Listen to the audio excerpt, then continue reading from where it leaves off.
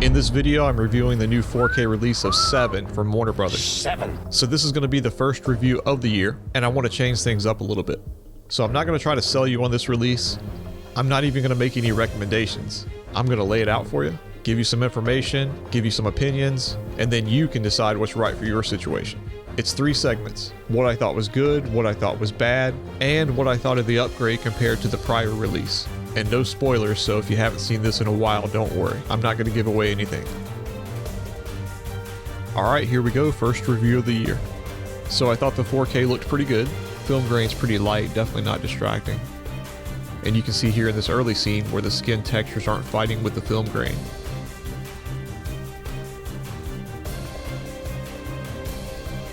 And there's a lot more detail in the really dark scenes. Check out this shot. A lot of this is completely blacked out on the Blu-ray. I mean, there's nothing there.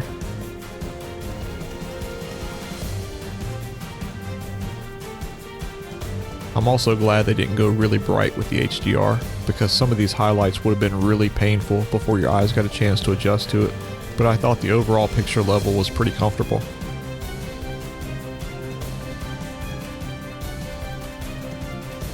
Detail was okay.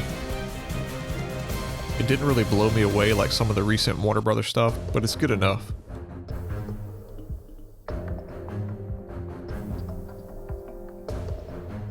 Color was fine too. I don't remember anything that looked off. Skin tones, hair, lamps, blood, whatever. It is a little cooler than the Blu-ray, but it's not like Avatar Blue or anything like that. And the only people that are going to notice are the obsessives. There's some wide color gamut, but I think the goal was probably to use it to get more detail in darker or mid-range areas. And lastly, I love the price on this. When you look at what the competition is doing, if Warner can keep their 4K releases at this price, I think everybody should be happy. And now the bad.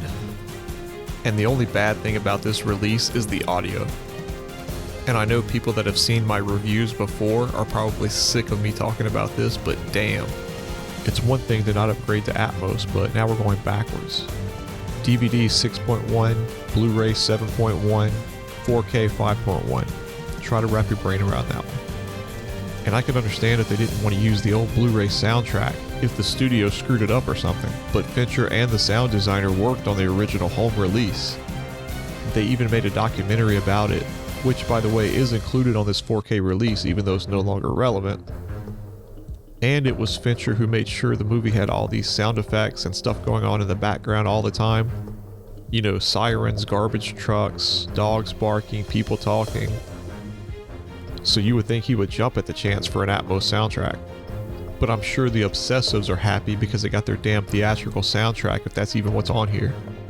Now this is the part where I have to give you my "it's not a bad soundtrack" speech, because it's not. You know, you won't lose any dynamics when somebody kicks in a door, and the dialogue is fine. But the 7.1 definitely spreads the soundstage more, so it's a shame they didn't take the next step to Atmos.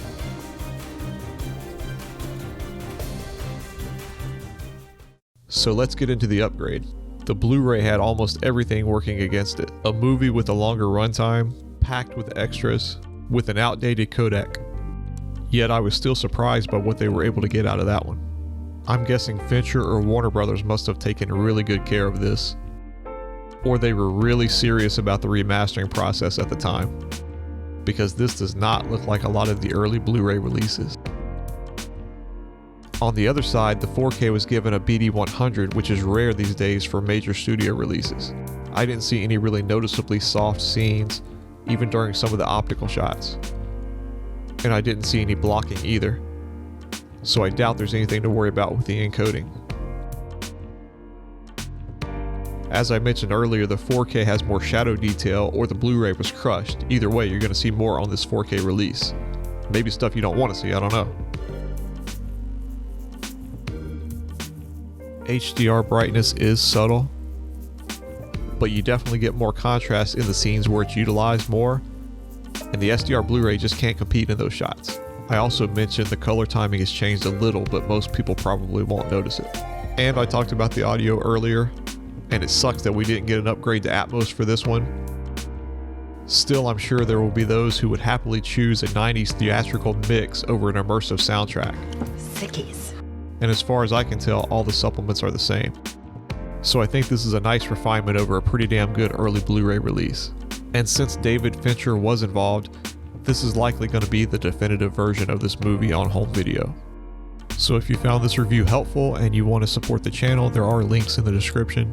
And if you thought my opinion sucked or you don't like this new format, let me know in the comments.